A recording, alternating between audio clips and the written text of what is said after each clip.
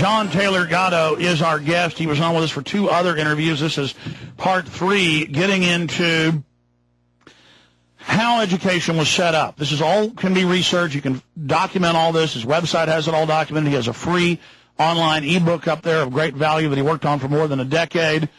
And we appreciate John Taylor Gatto coming on with us today. It's good to have you on, sir. Good to be with you, Alex, and Ron Paul forever, eh? Absolutely. Now, let's go back.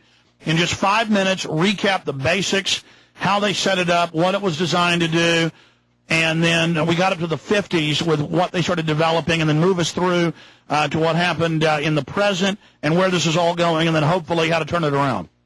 All right, I'll do my best. The United States is the key. It's quite a different nation in concept from all the other countries that existed before. The idea was that social class should be flexible and fluent, and that everybody, regardless of their background, would have an equal shot, a level playing field to make the best of themselves. And in fact, for the first 150 years of our colonial and then our early national history, you can see the development of this idea working spectacularly. We become the center of the world's attention. But under the surface, something is rising that will conflict with this original idea, and that is an economy that's evolving from an independent livelihood economy of small farmers, small entrepreneurs, and so on, into a large centralized corporate economy, which requires a large government to protect it. And both, even though what we're sold is the vast difference between the corporate world and the government world, they're two sides of the same coin. They require the same kind of human beings to make them work well. People who are largely obedient, compliant, and above all else, have weak imagination, so they can't think of a different way to do things. Now, I know that sounds dark and sinister, and of course, morally it is dark and sinister, but the people assembling this thing through the 19th century, and it was completely in place by the end of the 19th century when we got the schools we have, the people assembling it had for their moral standard Darwin's Descent of Man, in which he had, 1871 that is, in which he said that most people are evolutionary dead ends, that only a small elite was actually evolving and everyone else just got in the way. So now they felt morally justified in setting up a series of institutions, but school the most important of them, that would teach people to keep themselves in their place.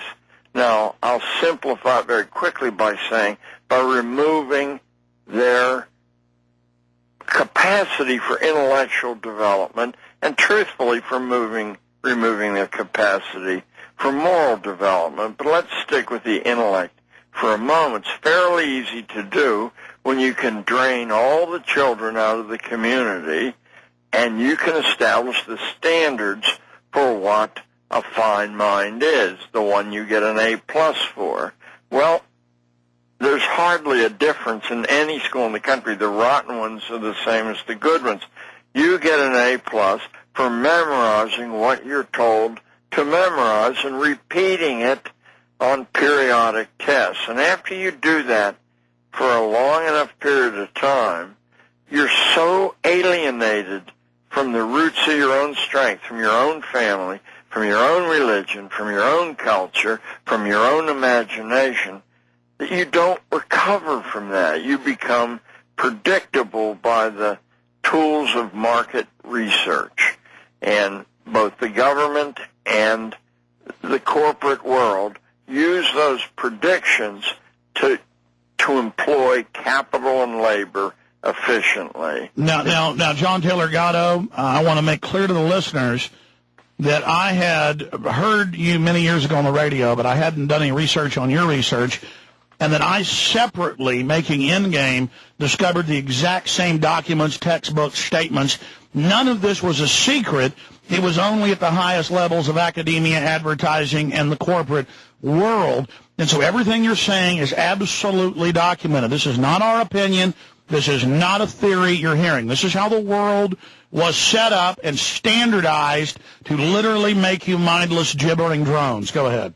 Well, let me affirm what you just said with a couple of names that are fairly standard. One is known by everyone. Winston Churchill said in 1944 publicly that schools don't have anything to do with education. They are mainly, I'm reading the quote, they're mainly institutions of control where certain basic habits are inculcated in the young. Education is quite different and has no place in schools. Then here's Bertrand Russell, one of the major mathematicians and philosophers of the 20th century. He says this in 1935, we are faced with a paradoxical fact that school is one of the chief obstacles to intelligence and freedom of thought. So what we're talking about is a deliberate piece of architecture, but once again, I think it's important to see where these people gained their strength, their moral strength, in first accepting Darwin's hypothesis, not about evolution, but that most people aren't evolving. They're dead wood. And so if you allow them to mix with the good breeding stock, you ruin the human race. Now, obviously, that's not taught in school when they teach Darwin, and yet it's very, very easy to find. I'd challenge anyone listening simply to go to their local public library and ask the librarian for Darwin's Descent of Man. That's the name of the book. Not Origin of Species, but a book written 12 years later. And it'll be in every library in the United States, I guarantee you. And it will say flatly that the future of the human race depends on confusing this bad breeding stock so that it doesn't reproduce itself. Exactly, and then that's why they adopted fluoride, which massively reduces sperm count. Yeah. Of course. It's certainly one of the reasons we have mass production wars on both sides, mind you. The first and by the way, the Carnegie Endowment for Peace openly states they're there to create war. State Department Memorandum 200 openly states they're there to use wars and famine to exterminate.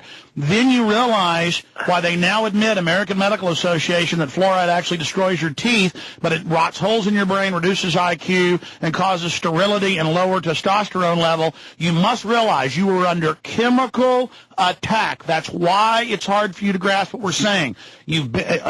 Imagine, John, my intelligence, your intelligence, if we wouldn't have grown up, but I think you were born before it started, with the chemical attack. Go ahead. Yes. So one of the ways that I personally got onto this thing bit by bit, it took me quite a long time, is that I grew up in a part of the country at a time when that part of the country was being ignored. All the attention was, and most of it today is on the two coasts there. But I grew up in the Scotch-Irish part of western Pennsylvania around Pittsburgh, and during the Second World War, although we hardly thought of ourselves as intellectually advanced in any way, we didn't think of that at all, or we didn't think of school as very important, we were reading Julius Caesar in 7th grade and Julius Caesar in Latin in 9th grade, and I don't mean so-called gifted and talented. By the way, Ron Paul's from your same town, same time. I'll be darned, I did not know that.